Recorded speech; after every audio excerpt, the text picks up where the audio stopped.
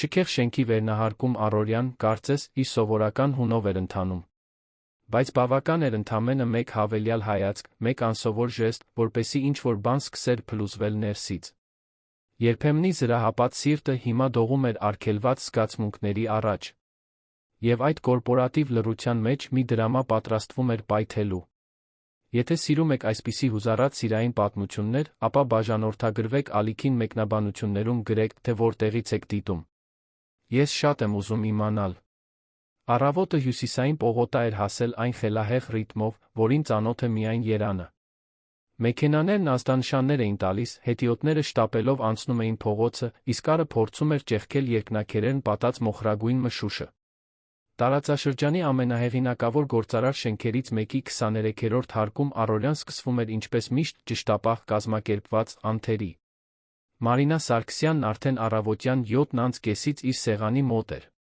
Շագանակագույն մազերը հավաքված էին էլեգանտ սանրվածքով, վրայից անթերի սպիտակ վերնաշապիկ, ծնկներին հասնող մուգ կապույտ կիսաշրջազգեստ այն ուղիղ կեցվածքը, որը վկայում էր տարիների մասնագիտական կարգապահության մասին։ Նա Հայկ Մանուկյանի, երկրի տեխնոլոգիական ոլորտի ամենահաջողակ գործարարներից մեկի գործադիր քարտուղարուհին էր։ 2 տարվա կողք կողքի աշխատանքը նրանց միջ ստեղծել էր կատարյալ, գրեթե հեռազգացական ներդաշնակություն։ Նա գիտեր, թե երբ է Հայկին սուրճ պետք, նախքան վերջինս կխնդրեր։ Հայկն առանց նայելու ճանաչում էր նրա մատների հպումը ստեղնաշարին։ Մանուկյան տեղ-ի գրասենյակում ոչ ոք չէր կասկածում Մարինայի արդյունավետությանը։ Նա զուսպ էր, ճշտապահ լուծում էր խնդիրները, նախքան դրանք ճգնաժամի կվերածվեին։ Հայկը նրան ավելի շատ էր վստահում, քան թիմի ցանկացած այլ անդամի։ Բայց այն, ինչ ոչ ոք չգիտեր, նույնիսկ ինքը Մարինան գիշերվա ամենախաղաղ պահերին իրեն չէր խոստովանում, այն էր, որ այդ մասնագիտական հարաբերությունների հետում թաքնված էր շատ ավելի խորը մի բան։ Հայկը, ինչպես միշտ, ուղիղ ժամը 8-ին մտավ իր աշխատասենյակ։ Բարձրահասակ, լայնաթիկունք սմազերը կատարյալ սանրված դեպի հետ, մուգ մոխրագույն կոստյումով կապույտ փողկապով, որը Մարինան նախորդ տարի նվիրել էր նրա ծննդյան օրը։ Նա գլխի շարժումով ողջունեց, այն չոր ու պաշտոնական ժեստով, որին Մարինան արդեն այնքան լավ ծանոթ էր։ Բարի լույս, Մարինա։ Ժամը 9-ի ժողովի օրակարգը պատրաստ է։ Արդեն ձեր սեղանին է, պարոն Մանուկյան։ Առանձնացրել եմ նա այն պայմանագրերը, որոնք պետք է ստորագրվեն մինչ օրվա վերջ, կազմել եմ շաբաթվա գրաֆիկը։ Վաղը ժամը 12:30-ին ճաշի եք հրավիրված կորեացի ներդրողների հետ։ Հրաշալի է։ Ինչպես միշտ։ Նա մտավ սենյակ, փակեց դուռը։ Մարինան թույլ հոգոց հանեց, այնքան թեթ, որ ինքն էլ չնկատեց։ Վերադարձավ ամսական հաշվետվությունը մուտքագրելուն, բայց մատները վարանեցին ստեղնաշարի վրա։ Վերջին շրջանում նրա հայացքում ինչ-որ բան կար։ Կամ գուցե դա միայն իրեն էր թվում։ Գուցե դա պարզապես հոգնածությունն էր, ծածնելուց, թե ոչինչ չի զգում, բացի մասնագիտական հարգանքից այն մարդու հանդեպ, ով ամեն գիշեր զբաղեցնում էր իր մտքերը։ Ժամերն անցնում էին այնպես, ինչպես միշտ այդ վայրում, ժողովներ, հեռախոսազանգեր, փաստաթղթեր, սուրճ։ Տիկին Նունեն, այն բարեհամբույր կինը, ով խոհանոցի պատասխանատուն էր գրասենյակի բացման օրվանից, ժամը 11-ի կողմերն անցավ Մարինայի սեղանի մոտով։ Աղջիկ ջան, այսօր ճաշել ես։ Դեռ ոչ, տիկին Նունե։ Հիմա դուրս կգամ։ Նորից այն գեղեցիկ տղայի հետ ես հանդիպելու։ Այն մեկի, որ նախորդ շաբաթ եկել էր քեզ տանելու։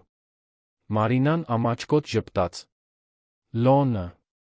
Մանկության ընկեր, ով նորից հայտնվել էր իր կյանքում, գրեթե 10 տարի արտերկրում ապրելուց հետո։ Նրանք պատահաբար հանդիպել էին Սարյան փողոցի սրճարաններից մեկում, այդ օրվանից երբեմն միասին էին ճաշում, կարոտն առնելու համար։ Ընդամենը ընկեր է, տիկին Նունե։ Միասին ենք մեծացել մարզերում։ Ընկեր, հա, տիկին Նունեն աչքով արեց այն խորամանկ ձով, որը միայն տատիկներին է հատուկ։ Դե, եթե դու ես ասում։ Բայց զգույշ եղիր, աղջիկս։ Երբեմն մենք չենք նկատում այն, ինչ մեր քթի տակ է։ Մարինան կնճռոտեց ճակատը, բայց տիկին Նունեն արդեն հեռացել էր սուրճի սկուտեղով։ Ինչ նկատի ուներ նա։ Նախքան կհասցներ ավելի շատ մտածել այդ մասին, սեղանի հեռախոսը զանգեց։ Հայկն էր։ Մարինա, այսօր պետք է, որ աշխատանքային օրվանից հետո կես ժամ մնաս։ Պետք է վերանայենք երամսյակային հաշվետվությունը, վաղվա ներկայացումից առաջ։ Իհարկե, պարոն Մանուկյան։ Խնդիր չկա։ Նա անջատեց հեռախոսը, վերցրեց պայուսակը։ Լոնը նրան սպասում էր կենտրոնի իտալական ռեստորաններից մեկում։ Դուրս գալիս նա չնկատեց, որ Հայկը կանգնած էր իր աշխատասենյակի ապակե պատուհանի մոտ, հետում էր, թե ինչպես է ինքը միջանցքով գնում դեպի վերելակները։ Հայկը չէր կարող բացատրել այն տարօրինակ զգացողությունը, որը սեղմում էր կուրծքը ամեն անգամ, երբ նա գնում էր ճաշի։ Կարծես ինչ-որ կարևոր բան սահում էր իր ձեռքերից, մի բան, որը նա նույնիսկ չգիտեր, թե ուզում է պահել։ Իտալական ռեստորանը հարմարավետ էր, փայտյա լուսավորությամբ օդում սավառնող թարմ ռեհանի բույրով։ Երբ Մարինան հասավ, Լոնն արդեն նստած էր, ուրախ թափահարում էր ձեռքը։ Նա բարձրահասակ էր, բաց գույնի աչքերով, հեշտությամբ ժպտացող։ Այն տղամարդկանցից, ովքեր ուշադրություն էին գրավում, ուր էլ որ գնային։ Մարի, կարծեցի, էլ չես գա։ Կներես, Լ. Այս շաբաթ աշխատանքը խելագարություն է։ Նրանք զրուցեցին մանկության այն ընկերների մասին, որոնց հետ կապը կորցրել էին, Լոնի Հայաստան վերջնականապես վերադառնալու ծրագրերի մասին։ Զրույցը թեթեր, անկաշկանդ։ Երբ ավարտեցին ուտելը, Մարինան անձեռոցիկով սրբեց շուրթերը, նկատեց, որ քսել է իր կարմիր շրթներկը։ Նա փորձեց արագ ուղղել, բայց ռեստորանի ապակու արտացոլանքը ցույց տվեց, որ ձախողվել է։ Լոնը ծիծաղեց։ Շրթներկդ մինչ գզակդ է հասել, Մարի։ Նա կարմրեց, ավելի զգույշ սրբեց։ Կատարյալ չէր, բայց կանցներ մինչ գրասենյակ վերադառնալը։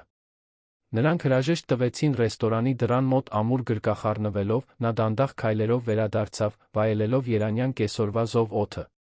Երբ Մարինան մտավ գրասենյակ, ամեն ինչ նորմալ էր թվում։ Բայց այդպես չէր։ Հայկը տեսավ, թե ինչպես է նա անցնում ընդունարանը գործադիր սենյակներից բաժանող ապակե միջանցքով, ինչ-որ բան նրա մեջ կոտրվեց։ Շրթներկը քսված էր։ Այտերը դեռ կարմրած։ Ժպիտը, այլ, ավելի թեթ։ Նա ինչ-որ մեկի հետ էր ճաշել։ Եվ այդ ինչ-որ մեկը նրան ստիպել էր այդպես ժպտալ։ Հայկը սեղմեց ծնոտը։ Փորձեց վերադառնալ համակարգչի էկրանին երացող հաշվետվությունը կարդալուն, բայց տառերը կարծես պարում էին։ Ո՞վ էր այդ տղամարդը։ Ինչու էր դա այդքան կարևոր։ Մարինան ընդամենը իր քարտուղարուհին էր։ Ընդամենը։ Բայց այդ բառը կեղծ էր հնչում նույնիսկ իր իսկ մտքում։ Նա վեր կացավ, դուրս եկավ սենյակից, ուղիղ գնալով դեպի նրա սեղանը։ Մարինան զարմացած բարձրացրեց հայացքը, տեսնելով նրան այդքան մոտ։ Մարինա, պետք է որ նորից անես երկրորդ եռամսյակի շուկայի վերլուծությունը։ Կարծում եմ, տվյալներն ամբողջական չեն։ Բայց, պարոն Մանուկյան, դուք երեկ հաստատեցիք այդ վերլուծությունը։ Ասացիք, որ կատարյալ է։ Միտքս փոխեցի։ Նորից արա։ Նա թարթեց աչքերը, շփոթված։ Հայկը երբեք չէր խնդրում նորից անել մի բան, որն արդեն հաստատել էր։ Նա մեթոդիկ էր, վճռական։ Որոշումներից հետ չէր կանգնում։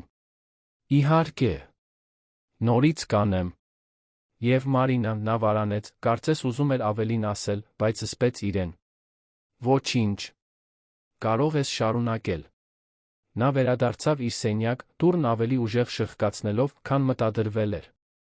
Ներսում ձեռքերով հենվեց սեղանին, խորը շունչ քաշեց։ Ինչ էր կատարվում իր հետ։ Երբ էր ինչ-որ մեկի քսված շրթներկն իրեն այդպես ազդում։ Երբ էր իրեն սկսել հետաքրքրել, թե ում հետ է ճաշում Մարինան։ Բայց պատասխանը, որքան էլ փորձում էր ժխտել, պարզ էր։ Իրեն հետաքրքրում էր, որովհետև վերջին 2 տարվա ընթացքում ինչ-որ պահի Մարինա Սարգսյանը դադարել էր լինել պարզապես օրինակելի աշխատակից։ Նա դարձել էր այն մարդը, ում ամենից շատ էր ուզում տեսնել արթնանալիս։ Այն ձայնը, որը հանգստացնում էր իր լարված ժողովները։ Այն ժպիտը, որը լուսավորում էր ամենադժվար օրերը։ Եվ հիմա, առաջին անգամ, նա գիտակցում էր, որ կարող է կորցնել նրան։ Ոչ թե մեկ այլ աշխատանքի պատճառով, այլ մեկ այլ տղամարդու։ Խանդը, որ մինչ այդ ընդամենը հեռավոր ու անտեսված ստվեր էր, պայթեց նրա կրծքում փոթորկի պես։ Եվ Հայկ Մանուկյանը, ով սովոր էր ամեն ինչ բոլորին վերահսկել, հայտնաբերեց, որ ոչ մի վերահսկողություն չունի սեփական սրտի նկատմամբ։ Մարինան, դռան մյուս կողմում, փորձում էր հասկանալ, թե ինչ է տեղի ունեցել։ Հայկը տարօրինակ էր։ Ավելի լուրջ, ավելի հեռու, ավելի կոպիտ։ Միթե ինքը սխալ բան էր արել։ Միթե նա իմացել էր, որ Լոնը նախորդ շաբաթ իրեն սպասել էր գրասենյակի դռան մոտ, ինչ-որ մեկը մեկնաբանել էր։ Բայց ինչու դա պետք է խնդիր լիներ։ Նա գլուխը թափ տվեց, վերադարձավ աշխատանքին, բայց իր ներսում էլ ինչ-որ բան էր փոխվել։ 2 տարվա մեջ առաջին անգամ նա զգաց, որ այդ կատարյալ մասնագիտական հարաբերություններում ճակ կա։ Եվ այդ ճակը կարող էր կամ միավորել նրանց, կամ ոչնչացնել այն ամենը, ինչ կառուցել էին։ Հաջորդ ժամերը լարված անցան։ Հայկը Մարինային կանչեց 3 անհարկի ժողովի։ Պահանջեց հաշվետվություններ, որոնք արդեն պատրաստ էին։ Կասկածի տակ դրեց որոշումներ, որոնք ինքն էր կայացրել։ Նա լուր ենթարկվում էր, բայց յուրաքանչյուր անհեթեթ հրամանի հետ շփոթությունն աճում էր։ Ինչ էր նա ուզում։ Ինչու էր այդպես վարվում։ Երբ ժամացույցը ցույց տվեց 6-ը, աշխատակիցների մեծ մասն արդեն գնացել էր։ Գրասենյակում մնացել էին միայն Մարինան, Հայկը, Գագիկը, երիտասարդ փորձնակը, ով միշտ ուշ էր մնում տնօրենին տպավորելու համար։ Գագիկը հաճախ էր անցնում Մարինայի սեղանի մոտով, միշտ զրուցելու պատրվակ գտնելով։ Նա համակրելի էր, ջանասեր, բայց Մարինան երբեք շատ ուշադրություն չէր դարձրել։ Մարինա, ինչ-որ բանով օգնության կարիք ունես, հարցրեց Գագիկը, հենվելով նրա սեղանին։ Ոչ, Գագիկ։ Շնորհակալություն։ Եթե պետք լինի, ես այստեղ եմ, նա ժպտաց, Մարինան պատասխան ժպտաց, պարզապես քաղաքավարությունից ելնելով։ Բայց Հայկը տեսավ։ Ապակե պատուհանից նա տեսավ, թե ինչպես է Գագիկը թեքվում Մարինայի սեղանի վրա։ Տեսավ նրա ժպիտը։ Եվ ինչ-որ բան նրա ներսում մռնչաց վանդակված առյուծի պես։ Գագիկ, Հայկը ուժգին բացեց դուռը, վախեցնելով երկուսին էլ։ Դու ավարտել ես այն ուսումնասիրությունը, որը քեզ խնդրել էի։ Դեռ ոչ, պարոն Մանուկյան։ Հիմա ավարտում եմ։ Ապա առաջարկում եմ վերադառնաս քո սեղանին շուտ ավարտես։ Մենք քեզ չենք վճարում, որ զրուցես։ Գագիկը գուլ տվեց թուքը վազելով վերադարձավ իր անկյունը։ Մարինան լայն բացեց աչքերը։ Հայկը երբեք ոչ ոքի հետ այդպես չէր վարվել։ Նա պահանջկոտ էր, բայց արդար։ Երբեք կոպիտ։ Պարոն Մանուկյան, լավ եք։ Հայկը նայեց նրան։ Այդ մուգ շագանակագույն աչքերը, որոնք միշտ այնքան զուսպ էին, հիմա կարծես կրակի բոցերի մեջ լինեին։ Նա մի քայլ արեց դեպի Մարինան, վերջինս զգաց, թե ինչպես է սիրտը բաբախում։ Հրաշալի եմ, Մարինա։ Ինչու պետք է լավ չլինեմ։ Չգիտեմ։ Այսօր այլ տեսք ունեք։ Ինչպես այլ։ Ավելի նյարդային։ Ավելի անհամբեր։ Գուցե պատճառներ ունեմ։ Ինչ պատճառներ։ Նա բացեց բերանը, որ պատասխանի, բայց զսպեց իրեն։ Չէր կարող։ Չպետք է։ Դա խելագարություն էր։ Նա իր տնօրենն էր։ Ինքը, նրա աշխատակիցը։ Կային կանոններ, վարքականոններ, մասնագիտական սահմաններ։ Բայց երբ նա նայեց Մարինայի շուրթերին, որոնք դեռ թեթակի քսված էին այն կարմիր շրթներկով, որը նա փորձել էր ուղղել, բոլոր կանոնները աննշան թվացին։ Ոչ մի, Մարինա։ Ոչ մի պատճառ, նա շրջվեց, վերադարձավ սենյակ։ Եկ շուտ ավարտենք այս վերանայումը։ Ես այլ գործեր ունեմ։ Նա հետեց Հայկին, բայց առաջին անգամ վախ զգաց։ Ոչ թե նրանից, այլ նրանից, թե ինչ էր կատարվում իրենց մեջ։ Վախ, որ օդում կախված այդ լարվածությունը, այդ էլեկտրականությունը, որը կարծես հատում էր տարածությունը ամեն անգամ, երբ նրանց հայացքները հանդիպում էին, անհնար կդառնա անտեսել։ Նրանք գրեթե 1 ժամ լուռ աշխատեցին։ Հայկը հարցեր էր տալիս, Մարինան պատասխանում։ Բայց բառերն ընդամենը աղմուկ էին։ Իրականում կարող էին այն պահերը, երբ նրանց ձեռքերը դիպչում էին իրար, փաստաթուղթ փոխանցելիս։ Այն վայրկյանները, երբ նրանց հայացքները հանդիպում էին, ոչ ոք չէր կարողանում շեղել հայացքը։ Շնչառությունը, որն արագանում էր, երբ նա մոտենում էր համակարգչի էկրանին ինչ-որ բան ցույց տալու համար։ Երբ վերջապես ավարտեցին, արդեն երեկոյան 8-ն անց էր։ Ներքում երանը փայլում էր միլիոնավոր լույսերով, անտարբեր այն հուզական փոթորկի նկատմամբ, որը տեղի էր ունենում այդ փոքրիկ գրասենյակում։ Կարող ես գնալ, Մարինա։ Շնորհակալություն օգնության համար։ Նա վեր կացավ, վերցրեց պայուսակը, քայլեց դեպի դուռը։ Բայց դուրս գալուց առաջ շրջվեց։ Պարոն Մանուկյան։ Այո։ Եթե ես սխալ բան եմ արել, կուզենայի, որ ասեիք։ Չեմ սիրում աշխատել, չիմանալով, թե որտեղ եմ սխալվում։ Հայկը նայեց նրան։ Այդ բաց շագանակագույն աչքերում այնքան անկեղծություն կար, այնքան նվիրվածություն, այնքան հավատարմություն։ Իսկ ինքը վատ էր վարվում նրա հետ մի զգացմունքի պատճառով, որը նույնիսկ անվանել չգիտեր։ Դու ոչ մի բանում չես սխալվել, Մարինա։ Երբեք չես սխալվում։ Դրա համար էլ դու այստեղ անփոխարինելի ես։ Անփոխարինելի, կրկնեց նա ցածրաձայն, այդ բառի մեջ ինչ-որ տխուր բան կար։ Հասկանալի է։ Բարի գիշեր, պարոն Մանուկյան։ Նա դուրս եկավ, Հայկը մնաց մենակ դատարկ գրասենյակում։ Անփոխարինելի։ Ինչպիսի։ Թույլ բառ նկարագրելու համար, թե իրականում ինչ էր նա։ Բայց ինչպես ասել ճշմարտությունը։ Ինչպես խոստովանել, որ նա դարձել էր իր տիեզերքի կենտրոնը։ Ինչպես ընդունել, որ նրան մեկ այլ տղամարդու կորցնելու միտքը ստիպում էր իրեն ջարդուփշուր անել շուրջ բոլորը։ Հայկ Մանուկյանը, գործարար, ով երբեք չէր կորցնում վերահսկողությունը, ամբողջությամբ կորցնում էր այն։ Եվ ամենավատն այն էր, որ չգիտեր, ինչպես կանգ առնել։ Ոչ էլ գիտեր, արդյոք ուզում է կանգ առնել։ Ներքում Մարինան սպասում էր վերելակին, երբ հեռախոսը թրթռաց։ Լոնն էր։ Իսկական ընկեր, ով պարզապես ուզում էր իմանալ, արդյոք նա լավ է հասել։ Նա պատասխանեց մի ժպտացող սմայլիկով դրեց հեռախոսը։ Ինչու էր այդ պարզ հաղորդագրությունն այդքան դատարկ թվում, համեմատած այն հայացքի հետ, որը Հայկը նրան նետել էր րոպեներ առաջ։ Նա գլուխը թափ տվեց։ Խելագարվում էր։ Հայկն իր տնօրենն էր։ Ընդամենը։ Բայց մինչ վերելակն իջնում էր 23 հարկ, նա չէր կարողանում դադարել մտածել այն մասին, թե ինչպես էր Հայկն ասել է անփոխարինելի բառը։ Կարծես բոլորովին այլ բան էր ուզում ասել։ Եվ գուցե ուզում էր։ Հավանում եք այս պատմությունը։ Ասացեք ինձ, թե ինչ կարծիքի եք այս պատմության մասին, ինչպես եք կարծում այն կավարտվի։ Հաջորդ օրերն ասես ականապատ դաշտում քայլելու պես էին։ Մարինան ամեն առավոտ գրասենյակ էր գալիս ստամոքսի տհաճ զգացումով, չիմանալով, թե Հայկի որ տարբերակին է հանդիպելու։ Երբեմն նա պրոֆեսիոնալ էր, հեռու, կոռեկտ։ Այլ պահերին նրա հրամանները լի էին մի լարվածությամբ, որը Մարինան չէր կարողանում վերծանել։ Երկարատ հայացքներ։ Ծանր լռություններ։ Հարցեր, որոնք կարծես երկրորդ իմաստ ունեին։ Այդ շաբաթվա չորեքշաբթի օրը Մարինան հագել էր բաց կապույտ զգեստ, որը գնել էր ամիսներ առաջ, բայց երբեք չէր համարձակվել հագնել աշխատանքի։ Այն էլեգանտ էր, բայց գուցե մի փոքր ավելի կիպ, քան իր սովորական ոճը։ Նա նույնիսկ չգիտեր, թե ինչու էր այդ առավոտ ընտրել այդ հագուստը։ Գուցե ուզում էր իրեն այլ կերպ զգալ։ Գուցե ուզում էր տեսնել, արդյոք նա կնկատի։ Եվ նա նկատեց։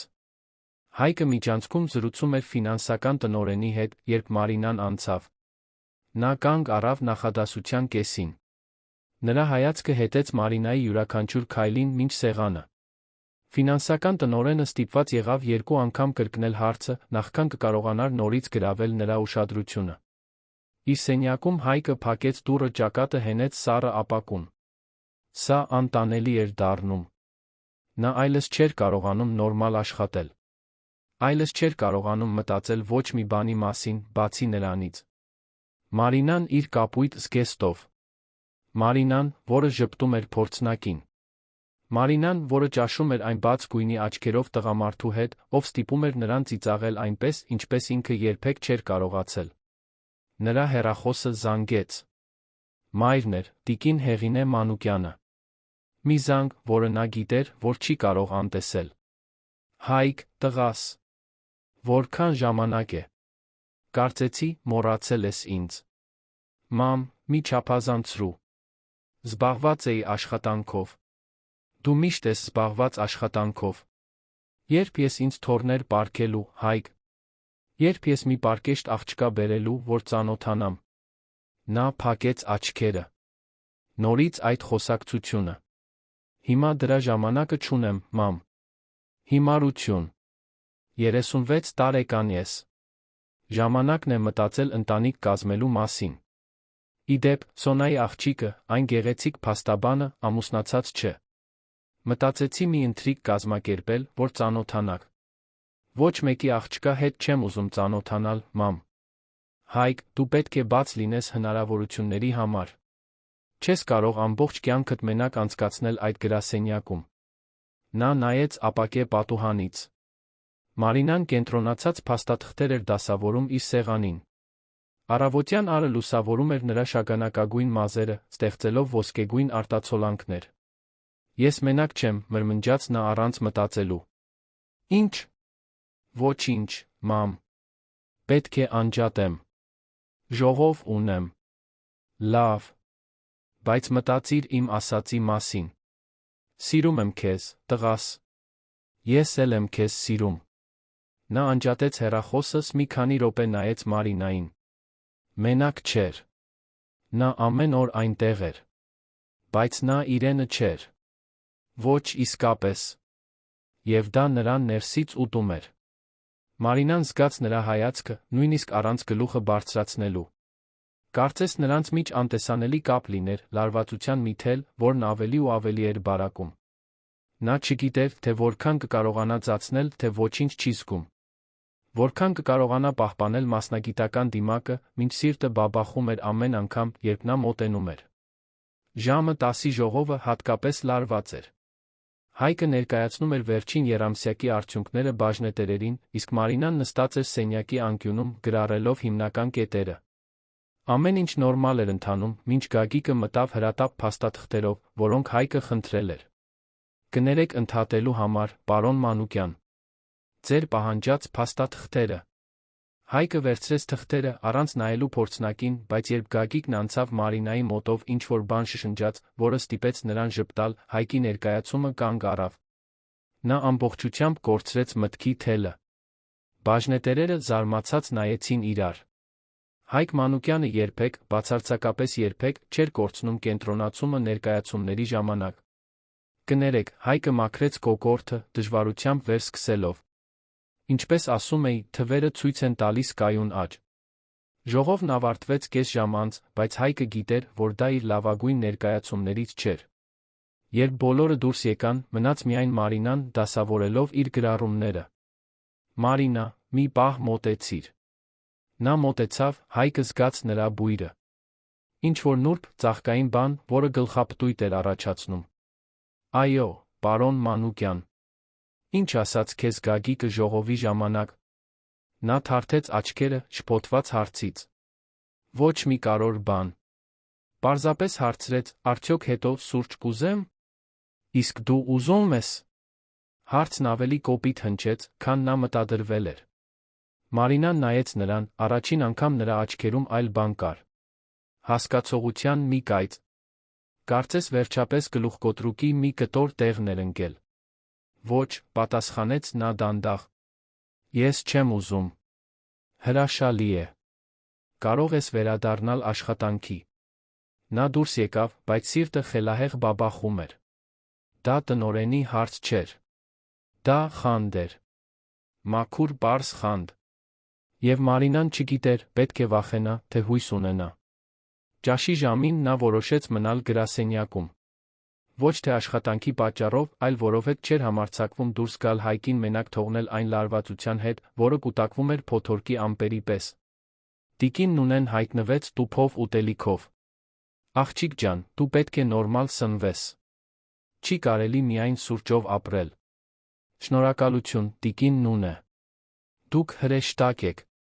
Տարեց կինը աթոռ քաշեց նստեց Մարինայի կողքին, մի բան, որը հազվադեպ էր անում։ Մարինա, կարող եմ քեզ մի անտեղի հարց տալ։ Իհարկե։ Ինչ է կատարվում քո բժիշկ Հայկի մեջ։ Մարինան քիչ մնաց խեղդվեր ջրից, որը խմում էր։ Ոչինչ։ Ինչու եք այդպես հարցնում։ Որովհետև ես աչքեր ունեմ, աղջիկս։ Եվ բավականաչափ տարիք ունեմ ճանաչելու, երբ երկու մարդ իրար սպանում են ներսից, որովհետև չեն համարձակվում խոստովանել, թե ինչ են զգում։ Մարինան լռեց։ Տիկին Նունեն հոգոց հանեց։ Դու սիրում ես նրան։ Եվ նա խելագարվում է, որովհետև հասկացել է, որ սիրում է քեզ։ Բայց դուք երկուստ էլ այնքան համառ եք, որ վերջում կկորցնեք մի թանկ բան, հպարտության վախի պատճառով։ Նա իմ տնօրենն է, տիկին Նունե։ Գոյություն ունի մասնագիտական սահման, որը չի կարելի անցնել։ Սահմաններ, փնթփնթաց նա։ Սահմանները ստեղծում են մարդիկ, ովքեր վախենում են իսկապես ապրել։ Կարծում ես, ես 70 տարեկան եմ դարձել, հետելով բոլոր կանոններին։ Աղջիկ ջան, երբ սիրտը խոսում է, պետք է լսել։ Մնացածը մանրուք է։ Բայց դա այդքան էլ հեշտ չէ։ Երբեք էլ հեշտ չէ։ Բայց իրական է։ Իսկ իրականը միշտ արժե դրան։ Տիկինն ունեն վեր կացավ, Մարինային մենակ թողնելով իր խառնված մտքերի հետ։ Միթե դա այդքան ակնհայտ էր։ Միթե գրասենյակում բոլորն արդեն գիտեին այն, ինչ նույնիսկ ինքը չէր համարձակվում խոստովանել։ Կեսօրից հետո Հայկը խնդրեց Մարինային ուղեկցել իրեն մի կարևոր հաճախորդի մոտ այցելության։ Դա մի բան էր, որը նա հազվադեպ էր անում, սովորաբար գնում էր մենակ կամ արտրային տնօրենի հետ։ Բայց այդ օրը նա ուզեց, որ Մարինան գնա։ Նրանք նստեցին ընկերության մեքենան, ամբողջ ճանապարհին լռությունն ականջ ծակող էր։ Մարինան նայում էր պատուհանից, ծածնելով, թե հետաքրքրված է Երանի քաոսային երթեկությամբ։ Հայկը վարում էր լարված ծնոտով, մատները սեղմած ղեկին։ Մարինա, վերջապես խոսեց նա, երբ լուսացույցի տակ էին կանգնած։ Այո։ Այսօրվա ժողովի մասին։ Ես չպետք է հարցնեի Գագիկի մասին։ Դա անտեղի էր իմ կողմից։ Ամեն ինչ կարգին է։ Կարգին չէ, նա շրջվեց դեպի Մարինան, այդ մուգ աչքերի լարվածությունից նա մոռացավ շնչել։ Ես օրեր շարունակ տարօրինակ եմ վարվում։ Եվ դու բացատրության ես արժանի։ Լուսացույցը բացվեց։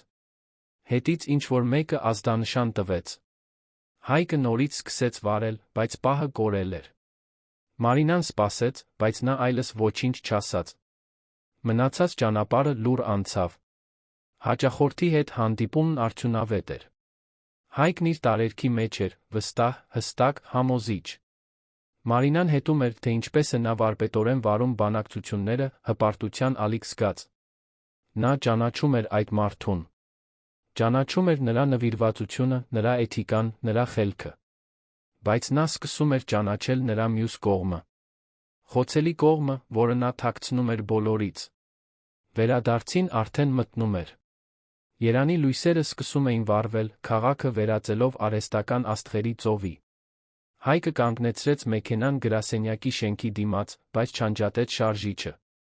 Մարինա, ես պետք է քեզ մի բան ասեմ։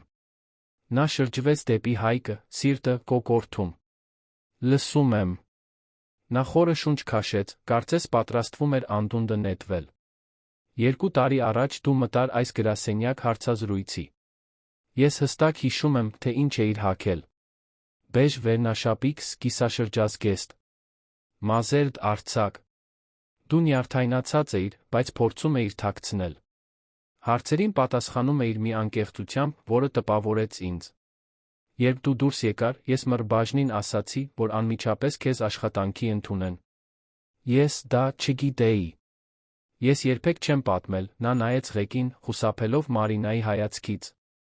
Այս 2 տարվա ընթացքում դու անփոխարինելի դարձար ինձ համար։ Ոչ միայն մասնագիտական առումով։ Դու հասկանում ես իմ լռությունները։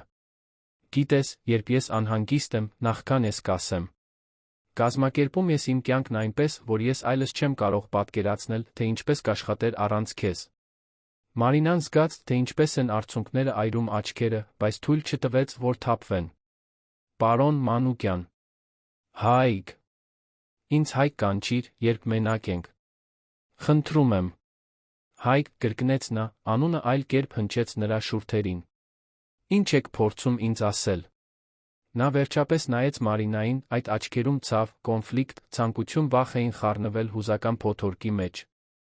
Ես փորձում եմ ասել, որ երբ տեսա այդ քսված շրթներկը քո շուրթերին, երբ հասկացա, որ դու ճաշել ես մեկի հետ, ով քեզ ստիպել է այդպես ժպտալ, ես մի բան զգացի, որը երբեք չէի զգացել։ Խանդ։ Խանդ, որը ներսից կրծում էր ինձ։ Եվ հենց այդ պահին ես հասկացա մի ճշմարտություն, որը 2 տարի ժխտում էի։ Ինչ ճշմարտություն։ Որ ես այլս չեմ կարող ծածնել, թե դու ընդամենը իմ քարտուղարուհին ես։ Որովհետև այդպես չէ։ Դու շատ ավելին ես։ Եվ ես չգիտեմ, ինչ անել դրա հետ։ Հաջորդած լռությունը տարբերվում էր մյուսներից։ Այն լի էր հուզմունքով, չասված ճշմարտություններով, զգացմունքներով, որոնք վերջապես բառեր էին գտնում։ Մարինան զգաց, թե ինչպես են արցունքները հոսում դեմքով։ Բոլոր այն գիշերները, երբ նա իրեն հարց էր տվել, թե արդյոք խելագարվում է, ինչ-որ բան զգալով իր տնօրենի հանդեպ։ Բոլոր այն օրերը, երբ ծածնում էր, թե իրենց ձեռքերի պատահական հպումը իրեն անքուն չի թողնում։ Բոլոր այն անգամները, երբ երազել էր այսպիսի պահի մասին, հետո արթնացել, իրեն մեղավոր զգալով։ Ես էլ, շշնջաց նա։ Ես էլ եմ զգում։ Հայկը փակեց աչքերը, կարծես այդ երեք բառերը միաժամանակ թեթացում տանջանք լինեին։ Դա ամեն ինչ բարդացնում է։ Գիտեմ։ Դու ինձ մոտ ես աշխատում։ Կան կանոններ, արձանագրություններ։ Ես քո տնօրենն եմ։ Դա էլ գիտեմ։ Բայց ես այլս չեմ կարող անտեսել։ Այլս չեմ կարող ծածնել, թե ամեն գիշեր քնելուց առաջ քո մասին չեմ մտածում։ Թե ցանկացած պատրվակ չեմ փնտրում քեզ իմ սենյակ կանչելու, միայն թե քեզ մոտիկից տեսնեմ։ Թե խանդից չեմ մեռնում, երբ ցանկացած տղամարդ մոտենում է քեզ։ Մարինան արցունքոտ ծիծաղեց։ Լոնն ընդամենը մանկության ընկեր է։ Միշտ էլ եղել է։ Մեր միջ երբեք ոչինչ չի եղել։ Կարևոր չէ, թե ով է նա։ Կարևորն այն է, որ նա քեզ ստիպել է ժպտալ։ Եվ ես հասկացա, որ ուզում եմ լինել միակը, ով քեզ ստիպում է այդպես ժպտալ։ Նրանք նայում էին իրար մեքենայի լռության մեջ, մինչ քաղաքը եռում էր շուրջ բոլորը, անտարբեր այն խոստովանության նկատմամբ, որը փոխում էր ամեն ինչ։ Հայկը դանդաղ բարձրացրեց ձեռքը, դիպավ նրա դեմքին, բութ մատով սրբելով արցունքը։ Հպումն էլեկտրական էր։ Ինչ ենք անելու, Մարինա։ Նա իր ձեռքով ծածկեց Հայկի ձեռքը։ Չգիտեմ։ Բայց գիտեմ, որ ես էլ այլս չեմ կարող ծածնել։ Ոչ սրանից հետո։ Հայկը թեքվեց, մի պահ Մարինան մտածեց, որ նա կհամբուրի իրեն։ Բայց նա կանգ առավ սանտիմետրերի հեռավորության վրա, տաք շունչը խառնվելով նրա շնչին։ Եթե մենք սա անենք, հետդարձի ճանապարհ չկա։ Ամեն ինչ փոխվում է։ Գուցե արդեն փոխվել է 2 տարի առաջ։ Նա ժպտաց, միաժամանակ տխուր քաղցր ժպիտով։ Հետո համբուրեց նրա ճակատը, նուրբ, հարգալից։ Մի համբույր, որն ավելին էր խոստանում, բայց հարգում էր պահը իրավիճակի բարդությունը։ Ես քեզ տուն կտանեմ։ Մենք պետք է սթափ մտածենք այս մասին։ Ճանապարհը դեպի Մարինայի բնակարանը արաբկիրում նորից լուռ անցավ, բայց այս անգամ այլ կերպ էր։ Դա հարմարավետ լռություն էր, երկու մարդկանց լռություն, ովքեր վերջապես թոթափել էին մի գաղտնիքի բեռը, որը չափազանց երկար էին կրել։ Երբ մեքենան կանգ առավ նրա շենքի դիմաց, Մարինան անմիջապես դուրս չեկավ։ Հայկ, ինչ է լինելու վաղը։ Երբ վերադառնանք գրասենյակ։ Վաղը շարունակում ենք ինչպես միշտ։ Պրոֆեսիոնալ, հարգալից։ Բայց աշխատանքային օրվանից հետո ուզում եմ քեզ ընթրիքի տանել։ Մի տեղ, որտեղ կկարողանանք իսկապես խոսել այն մասին, թե ինչ է սա նշանակում մեզ երկուսիս համար։ Իսկ ընկերության կանոնները։ Մի բան կմտածենք։ Միշտ կա ճիշտ բաներ անելուց, երբ մտադրությունը բարի է։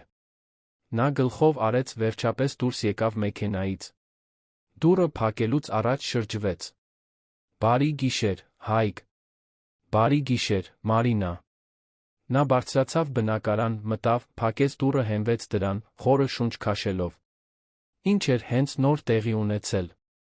Ինչ էր նա արել։ Իր տնօրենը, այն մարդը, ում նա հիանում հարգում էր մասնագիտորեն, հենց նոր խոստովանել էր, որ նույնն է զգում, ինչ ինքը։ Հեռախոսը զանգեց։ Հայկի հաղորդագրությունն էր։ Ընդամենը 3 բառ։ Լավ քնիր, Մարինա։ Նա ժպտաց պատասխանեց։ Դու նույնպես։ Բայց այդ գիշեր նրանցից ոչ ոք չքնեց։ Երկուսն էլ արթուն մնացին, մտածելով այն մասին, թե ինչ են սկսել, ինչի հետ են բախվելու, ինչ խոչընդոտներ են առաջանալու։ Բայց նա մտածելով այն իրական հնարավորության մասին, որ գուցե, միայն գուցե, այն սերը, որը ծնվել էր լռության մեջ, հաշվետվությունների սուրճի միջավայրում, ծաղկելու հնարավորություն ունի։ Հաջորդ առավոտ, երբ Մարինան մտավ գրասենյակ, Հայկն արդեն այնտեղ էր։ Նրանք պաշտոնապես ողջունեցին իրար բոլորի ներկայությամբ, բայց երբ նրանց հայացքները հանդիպեցին, լուռ խոստում կար։ Այդ գիշեր ամեն ինչ կփոխվեր։ Այդ գիշեր նրանք կանեին հաջորդ քայլը։ Եվ դրսում Երանը շարունակում էր իր քաոսային անտարբեր պարը, չիմանալով, որ այդ 23-րդ հարկում երկու կյանք պատրաստվում էին անդառնալիորեն միահյուսվել։ Գրասենյակում օրն անցավ հավերժության պես։ Յուրաքանչյուր րոպեն կարծես դանդաղ սողում էր, մինչ Մարինան Հայկը ծածնում էին, թե ամեն ինչ նորմալ է։ Ժողովներ, հեռախոսազանգեր, փաստաթղթեր։ Առօրյան իր սովորական հունով էր ընթանում, բայց մի անտեսանելի էլեկտրական հոսանք կապում էր երկուսին։ Երկարատ հայացք, երբ ոչ ոք չէր տեսնում։ Ձեռքերի պատահական հպում, թղթեր փոխանցելիս։ Զուսպ ժպիտներ, որոնք շատ ավելին էին ասում, քան բառերը կարող էին արտահայտել։ Տիկին Նունեն ժամը 3-ի կողմերն անցավ Մարինայի սեղանի մոտով զգուշորեն աչքով արեց։ Տարեց կինը հիմար չէր։ Օդում այլ բան կար, նա հստակ գիտեր, թե ինչ։ Օրը լավ է անցնում, սիրելիս։ Այո, տիկին Նունե։ Շնորհակալություն հարցնելու համար։ Պատկերացնում եմ, որ լավ է, ժպտաց նա այն իմաստությամբ, որը բնորոշ է շատ գարուններ տեսած մարդուն։ Վայելիր այս փուլը, աղջիկ ջան։ Ամենագեղեցիկն է։ Մարինան կարմրեց, բայց ոչինչ չասաց։ Ինչպես էր տիկին Նունեն միշտ ամեն ինչ իմանում բոլորից առաջ։ Ժամը 6-ին գրասենյակը սկսեց դատարկվել։ Գագիկն առաջիններից էր, որ դուրս եկավ, քաղաքավարի ձեռքով անելով Մարինային։ Նա պատասխանեց ողջույնին, բայց հայացքն արդեն փնտրում էր Հայկի սենյակի ապակե պատուհանը։ Նա հեռախոսով էր խոսում, բայց երբ տեսավ, որ Մարինան նայում է, զուսպ նշան արեց՝ սպասիր ինձ։ Կես ժամ անց բոլորը գնացել էին։ 23-րդ հարկում մնացել էին միայն իրենք երկուսը։ Հայկը դուրս եկավ իր սենյակից, արդեն առանց փողկապի, վերնաշապիկի թքերը ծալած։ Նրա մեջ այլ բան կար։ Մի թեթություն, որը Մարինան երբեք չէր տեսել։ Պատրաստ ես։ Պատրաստ եմ։ Նրանք միասին իջան վերելակով։ Լռությունը լի էր սպասումով, նյարդայնությամբ, զուսպ երջանկությամբ, որը սպառնում էր հորթել։ Երբ դռները բացվեցին առաջին հարկում, Հայկը բնականon կերպով ձեռքը դրեց նրա մեջքին, մի պաշտպանող մտերմիկ ժեստ, որը ստիպեց Մարինայի սիրտը բաբախել։ Նրա մեքենան կայանված էր ավտոտնակում։ Սեդան, էլեգանտ զուսպ, ինչպես այն ամենը, ինչը կապված էր Հայկի հետ։ Նա բացեց դուռը Մարինայի համար, նախքան շրջանցելը մյուս կողմից նստելը։ Ո՞ր ենք գնում, հարցրեց Մարինան, երբ նա միացրեց շարժիչը։ Մի յուրահատուկ տեղ։ Վստահիր ինձ։ Նրանք քշեցին 40 րոպե, դուրս գալով Երանի կենտրոնի քաոսից դեպի ավելի հանգիստ թաղամաս։ Ռեստորանը փոքր էր, մտերմիկ, թաքնված կոնդի ծառաշատ փողոցներից մեկում։ Ուներ ընդամենը 10 սեղան, մեղմ լուսավորություն զուսպ էլեգանտության մթնոլորտ, որը կատարյալ համապատասխանում էր պահին։ Մատուցողը նրանց դիմավորեց քաղաքավարի ժպիտներով ուղեկցեց դեպի անկյունի սեղանը, պատուհանի մոտ, որը նայում էր դեպի լուսավորված փոքրիկ այգի։ Կատարյալ էր։ Բավականաչափ առանձին, հանգիստ զրուցելու համար, բայց ոչ այնքան թաքնված, կարծես սխալ բան էին անում։ Հաճախ ես այստեղ գալիս, հարցրեց Մարինան, թերթելով ճաշացանկը։ Ոչ։ Իրականում, առաջին անգամ եմ։ Մի ընկերս խորհուրդ տվեց։ Ասաց, որ կարևոր խոսակցությունների համար իդեալական վայր է։ Իսկ սա կարևոր խոսակցություն է։ Հայկը նայեց նրան ճաշացանկի վրայով։ Ամենակարևորը, որ երբեք ունեցել եմ։ Նրանք պատվիրեցին ուտելիքը, բայց ոչ ոք առանձնապես քաղցած չէր։ Նյարդայնությունը սպասումը այնտեղ միասին առանց ծածնելու լինելու հուզմունքը տիրում էր ամեն ինչին։ Մարինա, սկսեց Հայկը, երբ մատուցողը մատուցեց գինին հեռացավ, ես պետք է, որ դու իմանաս, որ ես սա թեթամտորեն չեմ անում։ Ես շատ եմ մտածել այն մասին, ինչ ասացի երեկ։ Հետանքների, բարդությունների, ամեն ինչի մասին։ Ես էլ եմ մտածել։ Եվ ինչ որ եզրակացության հանգել ես։ Նա գինու բաժակը պահեց ձեռքերի մեջ, նայելով կարմիր հեղուկին, կարծես այնտեղ լինեին բոլոր պատասխանները, որոնք փնտրում էր։ Հանգել եմ։ Եզրակացրի, որ վախենում եմ։ Շատ եմ վախենում։ Կորցնել իմ աշխատանքը, կորցնել քո մասնագիտական վստահությունը, փչացնել այն ամենը, ինչ կառուցել ենք այս 2 տարվա ընթացքում։ Բայց նա մի ավելի կարևոր բան եմ եզրակացրել։ Ինչ։ Որ ավելի շատ եմ վախենում կյանքիս մնացած մասն անցկացնել, ինքս ինձ հարցնելով, իսկ եթե ես համարձակություն ունենայի, իսկ եթե մենք փորձեինք, Իսկ եթե այն սերը, որը զգում եմ քո հանդեպ, իրական լիներ, ես թույլ տայի, որ այն անցնի վախի պատճառով։ Հայկը ձեռքը մեկնեց սեղանի վրայով բռնեց նրա ձեռքը։ Առաջին անգամ էին դա անում հանրության առաջ, առանց թաքնվելու, առանց անհանգստանալու, թե ով կարող է տեսնել։ Դու մենակ չես այդ վախի մեջ։ Ես էլ մտավախություններ ունեմ։ Իմ ընկերությունն ունի կանոններ ղեկավարների ենթակաների միջ հարաբերությունների մասին։ Մենք կարող ենք բախվել քննադատության, բամբասանքների, դատապարտման։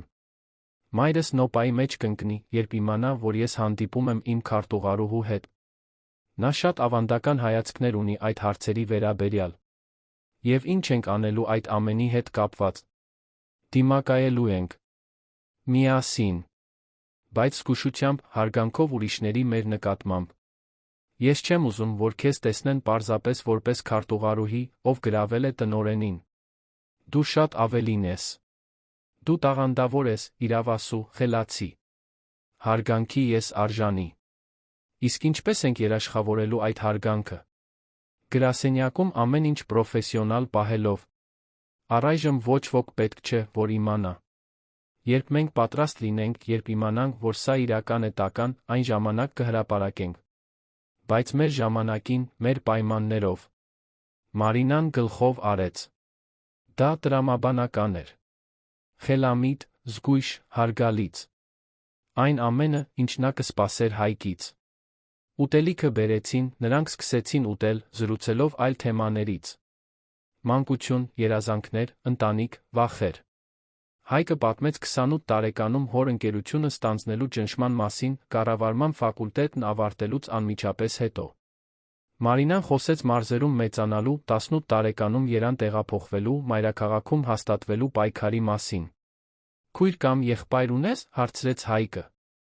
Մի փոքր քույր ունեմ։ Կամիլա։ Նա Գյումրիում է ապրում, ուսուցչուհի է։ Ամուսնացած է, 2 երեխա։ Ունի։ Հանգիստ երջանիկ կյանքով է ապրում։ Կարոտում ես այդ հանգստությունը։ Երբեմն։ Բայց Երանն ինձ հնարավորություններ տվեց, որոնք երբեք չէի ունենա մարզերում։ Հիանալի մարդկանց հանդիպեցի։ Փորձառություններ ունեցա, որոնք փոխեցին ինձ։ Ներառյալ սթրեսային պահանջկոտ տնօրենի համար աշխատելը։ Նա ծիծաղեց։ Հատկապես դա։ Նրանք ավարտեցին ընթրիքը ժամը 10-ի կողմերին։ Ռեստորանը գրեթե դատարկ էր, միայն 2 զույգ հեռավոր սեղանների մոտ։ Հայկը վճարեց հաշիվը, նրանք դուրս եկան փողոց, որտեղ երանյան գիշերվա զով քամին թեթացում էր օրվա շոգից հետո։ Կարող եմ քեզ տուն տանել, հարցրեց Հայկը, թե երկուսն էլ գիտեին, որ նա այլ պատասխան չի ընդունի։ Մեքենայում մթնոլորտն այլ էր, քան նախորդ գիշեր։ Ավելի քիչ լարվածություն կար, ավելի շատ հարմարավետություն։ Նրանք բնականon զրուցում էին, ծիծաղում հիմար կատակների վրա, կիսվում սիրելի երգերով։ Զարմանալիորեն հեշտ էր միասին լինել, երբ պետք չէր ձացնել։ Երբ հասան Մարինայի շենքին, Հայկը կայանեց, բայց անմիջապես չանջատեց շարժիչը։ Մարինա, ես ուզում եմ սա ճիշտ անել։ Չեմ ուզում, որ դու քեզ ճնշված կամ անհարմար զգաս։ Քո ռիթմով կգնանք։ Նա շրջվեց դեպի Հայկը, մեքենայի այդ մեղմ լույսի տակ նրա աչքերը փայլում էին երախտագիտության ցանկության խառնուրդով։ Շնորհակալություն հասկանալու համար։ Սա հարգելու համար։ Միշտ։ Նա թեքվեց, առաջին անգամ նրանց շուրթերը դիպան իրար։ Դա նուրբ, զգույշ համբույր էր, լի չասված խոստումներով։ Երբ բաժանվեցին, երկուսն էլ ժպտում էին։ Բարի գիշեր, Հայկ։ Բարի գիշեր, Մարինա։ Մինչ վաղը։ Նա դուրս եկավ մեքենայից, թացելով։ Բարձրացավ բնակարան մի ժպիտով, որը չէր կարողանում ջնջել։ Այդ գիշեր նա քնեց, երազելով կարմիր շրթներկի գողացված համբույրների մասին։ Հաջորդ շաբաթները միաժամանակ կախարդական դժվարին էին։ Գրասենյակում նրանք պահպանում էին բացարձակ պաշտոնականություն։ Պարոն Մանուկյան Մարինա։ Տնօրեն քարտուղարուհի։ Օրինակելի մասնագետներ։ Բայց այն հայացքներում, որոնք փոխանակում էին, երբ ոչ ոք չէր տեսնում, այն զուսպ հաղորդագրություններում օրվա ընթացքում, այն ընթրիքներում, որոնք դարձել էին սովորական ամեն չորեքշաբթի ուրբաթ երեկոյան, մի զուգահեռ աշխարհ կար, որտեղ նրանք պարզապես Հայկն ու Մարինան էին։ Երկու սիրահարված մարդ։ Տիկինն ունեն, իհարկե, ամեն ինչ նկատում էր։ Նա տեսնում էր զուսպ ժպիտները, կարմրած այտերը, երբ նա Մարինային կանչում էր իր սենյակ, այն ձև, որով նա համոզվում էր, որ Մարինան ամեն օր նորմալ ճաշել է։ Տարեց կինը ոչինչ չէր ասում, բայց նրա խորամանկ ժպիտն ամեն ինչ ասում էր։ Գագիկը, փորձնակը, նույնպես սկսեց ինչ-որ տարբեր բան նկատել։ Նա հրաժարվել էր Մարինայի ուշադրությունը գրավելու փորձերից, երբ հասկացավ, որ նա միայն մեկ մարդու համար աչքեր ունի։ Եվ թե հստակ չգիտեր, թե ինչ է կատարվում, կանխազգում էր, որ այդ հարաբերություններում մասնագիտականից ավելին կա։ Այդ առաջին խոստովանությունից մեկ ամիս անց Հայկը Մարինային հրավիրեց հանգստյան օրերն անցկացնելու իր պենթհաուսում։ Դա մեծ քայլ էր, զգալի առաջընթաց հարաբերություններում։ Նա ընդունեց, նյարդայնացած, բայց հուզված։ Պենթհաուսը գտնվում էր կենտրոնի ժամանակակից շենքերից մեկում, քաղաքի համայնապատկերային տեսարանով։ Այն ընդարձակ էր, ձևավորված մինիմալիստական ճաշակով, լի բնական լույսով։ Մարինան սկզբում իրեն անհարմար զգաց, բայց Հայկն արագ հանգստացրեց նրան։ Նրանք շաբաթ երեկոյան միասին ուտելիք պատրաստեցին, ծիծաղելով Հայկի անհաջող փորձերի վրա, պատրաստելու մի սոուս, որը միշտ սխալ էր ստացվում։ Ֆիլմեր դիտեցին բազմոցին, իրար փաթաթված։ Զրուցեցին մինչ ուշ գիշեր երազանքների, ծրագրերի, ապագայի մասին։ Երբե երեխաներ ուզում ես, հարցրեց Մարինան կեսգիշերին, պատշգամբում պառկած, նայելով քաղաքի լույսերին։ Ուզում եմ։ Միշտ եմ ուզել։ Իսկ դու։ Ես էլ։ Միշտ պատկերացրել եմ ընտանիք ունենալ, տանը վազվզող երեխաներ, այդ հաճելի քաոսը։ Քանի՞ս։ Նա ծիծաղեց։ Չգիտեմ։ Երկո՞ս։ 3։ Քանիս որ դու ուզենաս։ Նա իրեն ավելի մոտ քաշեց։ Ապա 3 կունենանք։ Արդեն երեխաներ ենք պլանավորում, իսկ դեռ պաշտոնապես չենք էլ հանդիպում։ Հայկը լրջացավ։ Մարինա, ես ուզում եմ քեզ մի բան խնդրել։ Նա շրջվեց դեպի Հայկը, սիրտը բաբախելով։ Ես ուզում եմ, որ դու լինես իմ ընկերուհին։ Պաշտոնապես։ Ոչ միայն հանգստյան օրերին, ոչ միայն թաքուն ընթրիքների ժամանակ։ Ես ուզում եմ կարողանալ քեզ այդպես անվանել։ Ուզում եմ, որ աշխարհն իմանա, որ դու իմն ես։ Բայց իսկ գրասենյակը։ Իսկ կանոնները։ Երկուշաբթի օրը կխոսենք Մռբաժնի հետ։ Ամեն ինչ ճիշտ ձով կանենք։ Կհայտնենք հարաբերությունների մասին, կերաշխավորենք, որ շահերի բախում չկա։ Կարող եմ քեզ տեղափոխել այլ բաժին, եթե անհրաժեշտ լինի, կամ կարող ես շարունակել աշխատել ինձ հետ, բայց ամեն ինչ փաստաթղթավորված թափանցիկ։ Իսկ Մայրդ։ Նա հոգոց հանեց։ Մայրս պետք է հասկանա, որ ես մեծահասակ եմ, գիտեմ իմ սեփական ընտրություններն անել։ Բայց շուտով քեզ կներկայացնեմ նրան։ Ուզում եմ, որ նա ճանաչի այն հիանալի կնոջը, որը դու ես։ Մարինան աչքերում արցունքներ զգաց։ Այո։ Ես ուզում եմ լինել քո ընկերուհին։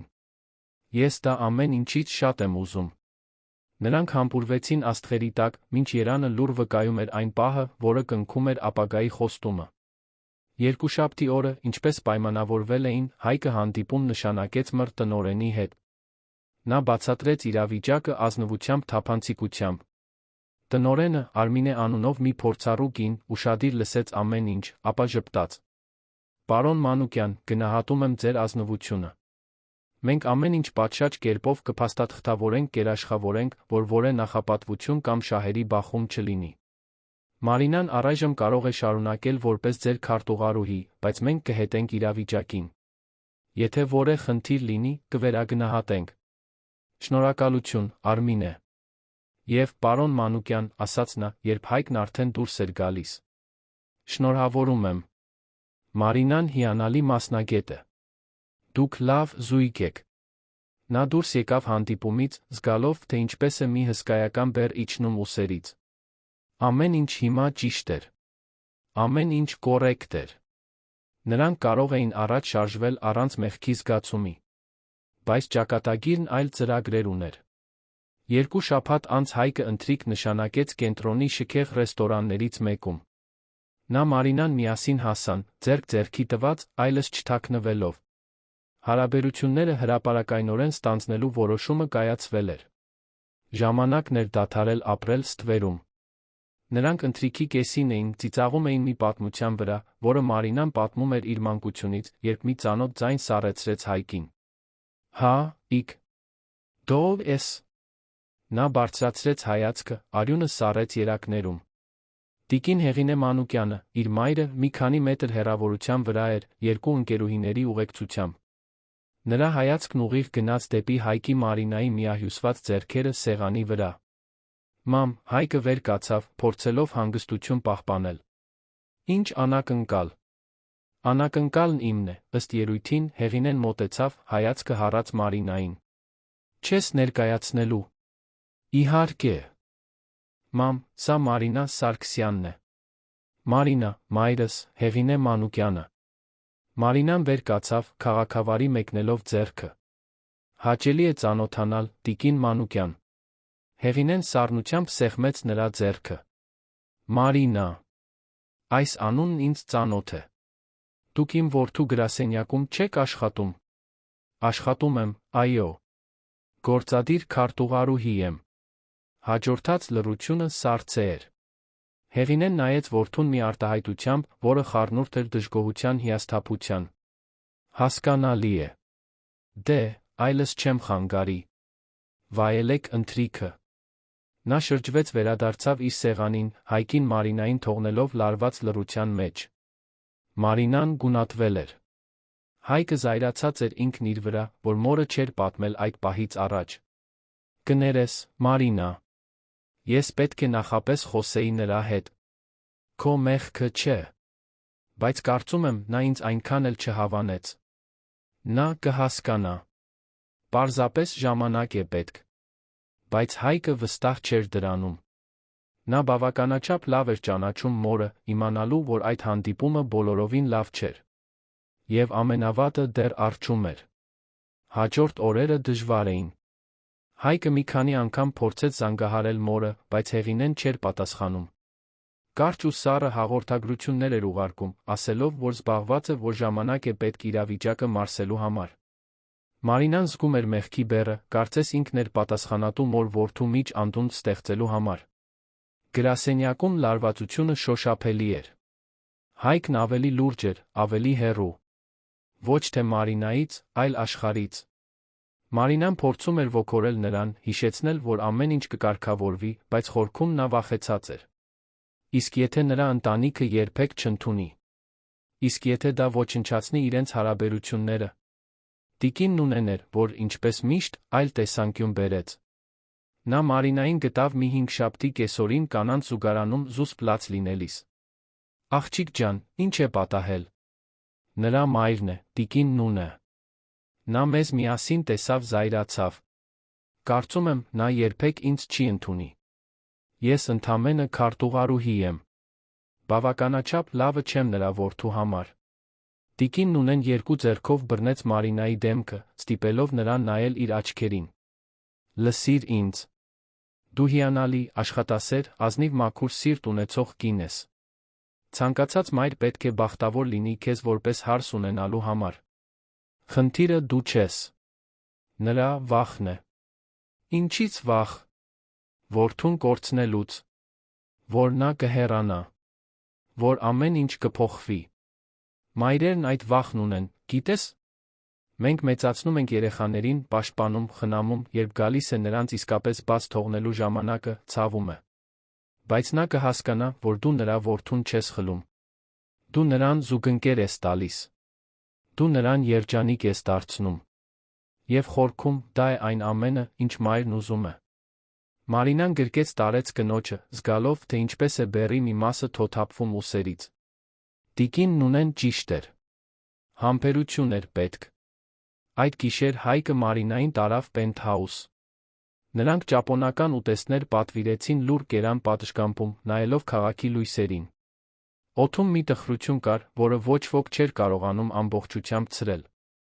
Մարինա, վերջապես խոսեց Հայկը, անկախ նրանից, թե ինչ կլինի մորս հետ, ես քեզնից չեմ հրաժարվի։ Ուզում եմ, որ դա իմանաս։ Գիտեմ։ Բայց նա գիտեմ, որ ընտանիքը կարոր է։ Չեմ ուզում լինել ձեր միջ կոնֆլիկտի պատճառը։ Դու պատճառը չես։ Նրա համառությունն է։ Եվ նա դա ի վերջո կհասկանա։ Իսկ եթե չհասկանա, նա բռնեց Մարինայի ձեռքը։ Ապա նա պետք է ընդունի, որ ես իմ ընտրությունն եմ արել։ Եվ ես ընտրել եմ քեզ։ Մարինան զգաց, թե ինչպես են աչքերը նորից լցվում արցունքներով։ Ինչպես էր հնարավոր այդքան շատ սիրել մեկին այդքան կարճ ժամանակում։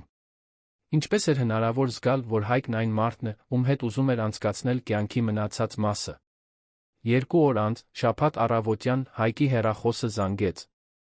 Մայրն էր։ Նա պատասխանեց արագացած սրտխփոցով. Հայկ, ես պետք է խոսեմ քեզ հետ։ Եվ Մարինայի հետ նույնպես։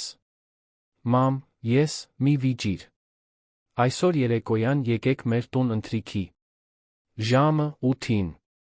Նա անջատեց, նախքան Հայկը կկարողանար պատասխանել։ Հայկը նայեց Մարինային, ով նրա կողքին էր բազմոցին։ Նա ուզում է, որ այսօր երեկոյան գնանք իրենց տուն ընթրիքի։ Մարինան գունատվեց։ Իսկ եթե ինձ նվաստացնելու համար է։ Իսկ եթե ուզում է մեզ բաժանել։ Պարզելու միայն մեկ կա։ Բայց ես ամբողջ ընթացքում քո կողքին կլինեմ։ Անկախ նրանից, թե ինչ կպատահի։ Մանուկյանների ընտանեկան տունը գտնվում էր Վահագնի թաղամասի փակ համալիրում։ Այն մեծ էր, էլեգանտ, խնամված այգիներով լողավազանով, որը փայլում էր արտաքին լույսերի տակ։ Մարինան զգաց, թե ինչպես են ոտքերը դողում, երբ Հայկը կայանեց մեքենան։ Շնչիր։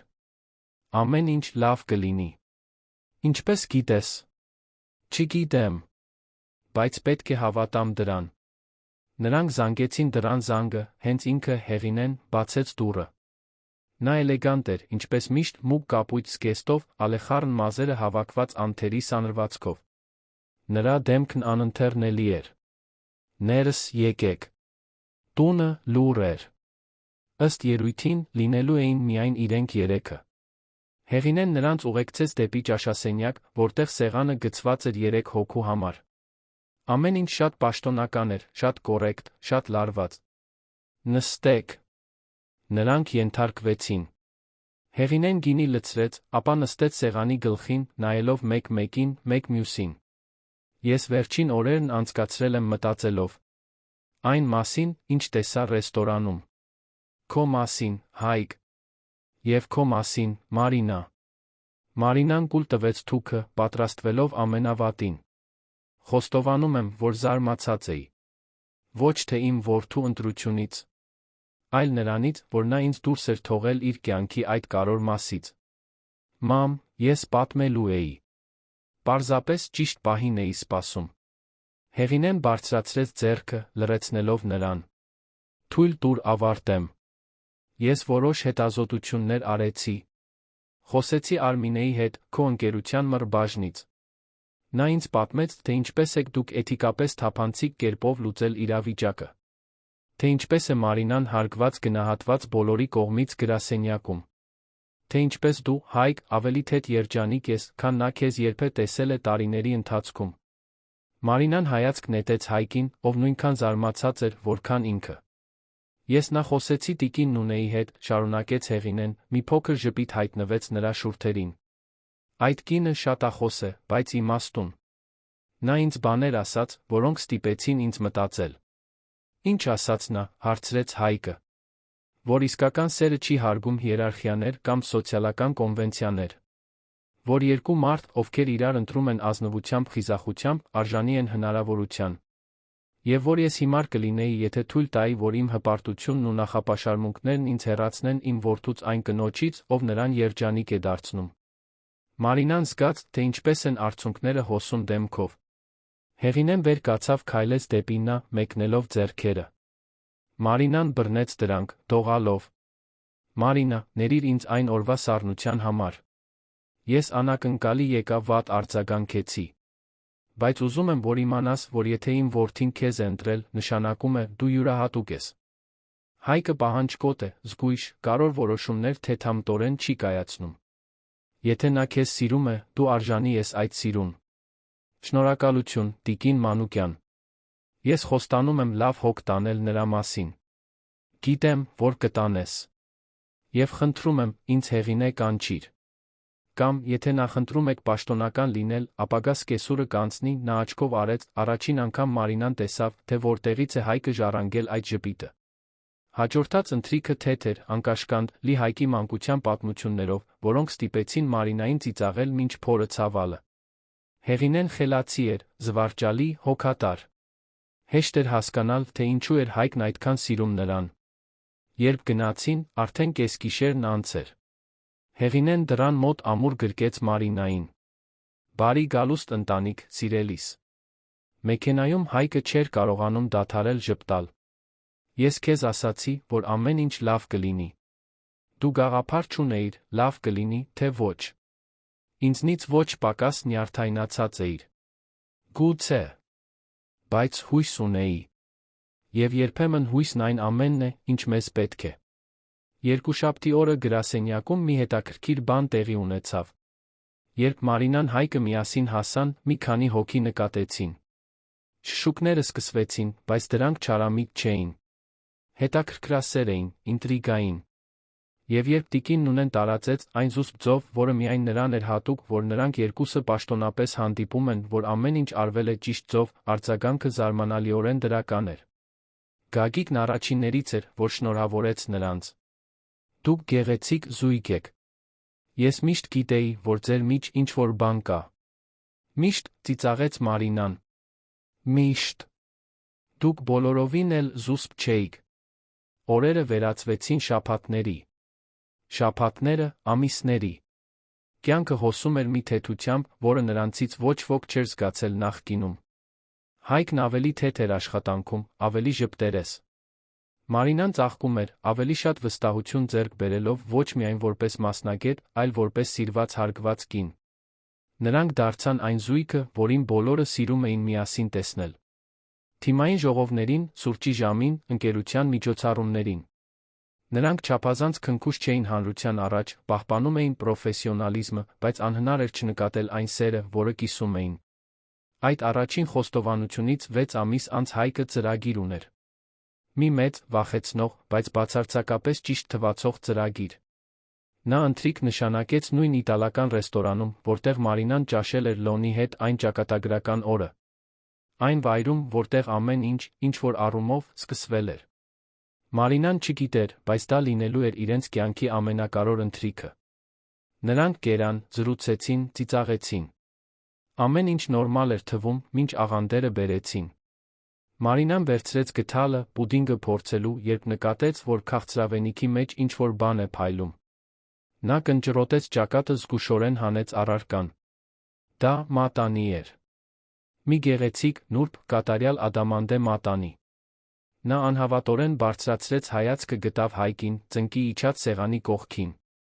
Ամբողջ ռեստորանը լուռ էր, բոլորի հայացքներն ուղղված էին իրենց։ «Մարինա Սարգսյան», սկսեց Հայկը, ձայնը դողալով հուզմունքից, 2.5 տարի առաջ դու մտար իմ կյանք որպես օրինակելի աշխատակից։ Բայց արագ դարձար շատ ավելին։ Դու դարձար իմ գաղտնապահը, իմ լավագույն ընկերը, իմ ապահով նավահանգիստը։ Դու ստիպում ես ինձ ավելի լավ մարդ լինել։ Դու լուսավորում ես իմ ամենամութ օրերը, բազմապատկում իմ ուրախությունները։ Ես այլս չեմ կարող պատկերացնել իմ կյանքն առանց քեզ։ Եվ չեմ ուզում պատկերացնել։ Մարինա, կամուսնանաս ինձ հետ։ Արցունքներն ազատ հոսում էին նրա դեմքով։ Սիրտը այնքան ուժեղ էր բաբախում, որ նա վստահ էր, որ ռեստորանում բոլորը կարող են լսել։ Նա նայեց այն մարդուն, ում սովորել էր սիրել, ով ստիպում էր իրեն ամբողջական զգալ, ով ընտրել էր իրեն, չնայած բոլոր խոչընդոտներին։ Այո։ 1000 անգամ այո։ Ռեստորանը պայթեց ծափահարություններից։ Հայկը մատանին դրեց նրա մատին, համբուրեց նրան, մի երկար, խորը համբույր, որը կնքում էր հավերժության խոստումը։ Երբ բաժանվեցին, երկուսն էլ լացում ծիծաղում էին միաժամանակ։ Հարսանիքը նշանակվեց 3 ամիս անց։ Լինելու էր պարզ, միայն ընտանիք, մտերիմ ընկերներ, Հեղինեի տան այգում։ Մարինան ուզում էր ինչ-որ մտերմիկ, իրական, առանց շքեղության բան։ Եվ Հայկը լիովին համաձայն էր։ Նախապատրաստությունները հուզիչ էին։ Հեղինեն լիովին ներգրավվեց, Մարինայի հետ վարվելով որպես դուստր, որը երբեք չի ունեցել։ Կամիլան, Մարինայի քույրը, եկավ Գյումրիից օգնելու։ Տիկին Նունեն իրեն հռչակեց ամեն ինչի պաշտոնական խորհրդատու։ Երբ օրը վերջապես հասավ, արոտ էր կատարյալ։ Այգին զարդարված էր սպիտակ բաց վարդագույն ծաղիկներով։ Բաղեղով ծածկված տաղավարի տակ փոքրիկ զոհասեղան կար։ Սպիտակ աթոռները դասավորված էին կիսաշրջանով։ Պարզ էր, բայց բացարձակապես գեղեցիկ։ Մարինան հագել էր զուսպ, էլեգանտ սպիտակ զգեստ, որն ընդգծում էր նրա բնական գեղեցկությունը։ Մազերն արձակ, նուրբ ալիքներով։ Եվ, իհարկե, կարմիր շրթներկ։ Այն նույն երանգը, որը ամիսներ առաջ ամեն ինչի սկիզբն էր դրել։ Երբ նա հայտնվեց այգու ճանապարհին, ջութակների նուրբ հնչյունների ներքո, Հայկը զգաց, թե ինչպես են ոտքերը թուլանում։ Նա ամենագեղեցիկ բանն էր, որ երբե տեսել էր։ Եվ լինելու էր իրենը։ Հավերժ։ Արարողությունը հուզիչ էր։ Ծիծաղ կար, երբ քահանան կատակ արեց։ Արցունքներ կային, երբ նրանք փոխանակեցին ուղտերը։ Եվ ականջ ծակող ծափահարություններ կային, երբ նրանց հայտարարեցին ամուսին կին։ Երբ տեղի ունեցավ ամուսնական առաջին համբույրը, տիկին Նունեն հետից բղավեց. Ես միշտ գիտեի, որ դուք միասին կլինեք, բոլորը ծիծաղեցին։ Խնջույքը փոքր էր, բայց աշխույժ։ Նրանք պարեցին, կենացներ ասացին, պատմություններ կիսեցին։ Լոնը, Մարինայի մանկության ընկերը, նույնպես այնտեղ էր, ուրախ նրա համար։ Նա գրկեց Հայկին ասաց. Լավ նայիր նրան, Հայկը խոստացավ, որ միշտ կնայի։ Երբ գիշերն իջավ հյուրերը սկսեցին գնալ, Հայկն ու Մարինան մենակ մնացին այգում, նստած լողավազանի մոտի նստարանին, նայելով աստղերին։ Դե ինչ, տիկին Մանուկյան, ինչպես եք ձեզ զգում։ Մարինան ժպտաց. Ամբողջական։ Երջանիկ։ Սիրված։ Նա իրեն ավելի մոտ քաշեց։ Գիտես, որն է զվարճալին։ Եթե այն օրը, երբ դու Լոնի հետ ճաշից վերադարձար քսված շրթներկով, ինչ-որ մեկն ինձ ասեր, որ ես ի վերջո կամուսնանամ քեզ հետ, ես դա խելագարություն կհամարեի։ Իսկ հիմա։ Հիմա խելագարություն եմ համարում, որ այդքան երկար տեց հասկանալը, որ դու այն մարդն ես, ում ես սպասել եմ ամբողջ կյանքում։ Նա գլուխը դրեց Հայկի ուսին։ Կարծում եմ, որոշ բաների ժամանակ է պետք։ Պետք է դանդաղ հասունանան, ինչպես լավ գինին։ Կամ ինչպես մի սեր, որը ծնվում է լռության մեջ աճում գողացված հայացքներով։ Նա ծիծաղեց. Դու բանաստեղծ ես դառնում, Հայկ Մանուկյան։ Դու ինձ ոգեշնչեցիր։ Նրանք մեկ ժամ մնացին այնտեղ, պարզապես վայելելով միմյանց ընկերակցությունը, մի նոր ճանապարհորդության սկիզբը, որը միասին էին անցնելու։ Երբ վերջապես վեր կացան գնալու, Մարինան նորից շրթներկ քսեց, այն կարմիր երանգը, որը դարձել էր մի անհավանական կատարյալ սիրո։ Պատմության խորհրդանիշը։ Հայկը նայեց նրան ժպտաց. Պատրաստ ես ավելի շատ խանդ առաջացնելու։ Նա համբուրեց Հայկին, նրա շուրթերը ներկելով շրթներկով։ Հիմա դու էլ ես նշանված։ Այլս ոչ ոք չի կասկածի, թե ումն ես դու։ Եվ նրանք դուրս եկան լուսնով լուսավորված այդ այգուց, ձեռք ձեռքի տված, պատրաստ միասին դիմակայելու աշխարհին։ 2 տարի առաջ նրանք ընդամենը տնօրեն քարտուղարուհի էին։ Այսօր ամուսին կին։ Եվ ամեն ինչ սկսվել էր մի քսված շրթներկից, մի անսպասելի խանդից, երկու սրտերի խիզախությունից, վերջապես գտնելու իրար։ Երանը շարունակում էր մնալ ներքում, հսկայական անտարբեր։ Բայց Հայկի Մարինայի համար քաղաքն այլս երբեք չէր լինի պարզապես աշխատանքի պարտականությունների վայր։ Այն կլիներ այն բեմը, որտեղ նրանք կառուցեցին մի սիրո պատմություն, որը սկսվեց լռությամբ, աճեց հայացքներով, պայթեց կարմիր շրթներկով։ Մանուկյան տեղ ի գրասենյակում տիկին Նունեն պահում էր զույգի լուսանկարը, որը Մարինան նրան էր տվել։ Ամեն անգամ, երբ մի նոր աշխատակից հարցնում էր, թե ովքեր են այդ գեղեցիկ մարդիկ, որոնք ժպտում են տեսախցիկին, նա պատմում էր ամբողջ պատմությունը։ Պատմությունն այն մասին, թե ինչպես է ամենագեղեցիկ սերը ծնվում, երբ ամենակիչն ենք սպասում։ Երբ մենք զբաղված ենք ապրելով, աշխատելով, ծածնելով, թե լավ ենք մենակ։ Եվ հետո հանկարծ, ինչ-որ մեկը մտնում է մեր կյանք, ամեն ինչ փոխվում է։ Գույներն ավելի վառ են դառնում։ Օրերն ավելի շատ իմաստ են ստանում։ Եվ մենք հասկանում ենք, որ երբեք իսկապես ամբողջական չենք եղել մինչ այդ պահը։ Հայկն ու Մարինան շատ այլ արկածներ ապրեցին միասին։ Նրանք 3 երեխա ունեցան, ինչպես պլանավորել էին այն գիշեր Պենթհաուսի պատշգամբում։ Կառուցեցին սիրով, հարգանքով, փոխըմբռնումով լի կյանք։ վիճեցին, հաշտվեցին, միասին աճեցին։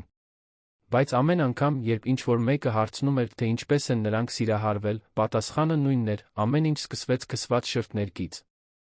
Մի փոքր մանրուք, որը հրահրեց հույզերի փոթորիկ, բացահայտեց զգացմունքներ, որոնք չափազանց երկար էին թաքնված։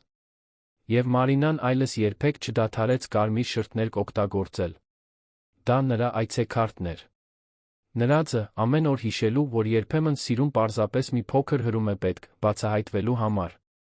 Եվ որ երբ այն վերջապես բացահայտվում է, աշխարհում ոչ մի ուժ չի կարող կանգնեցնել այն։ Հայկի Մարինայի պատմությունը հիշեցում է, որ սերը կարող է ծնվել ամենաանհավանական վայրերում։ Գրասենյակի միջանցքներում, հաշվետվությունների սուրճի միջ,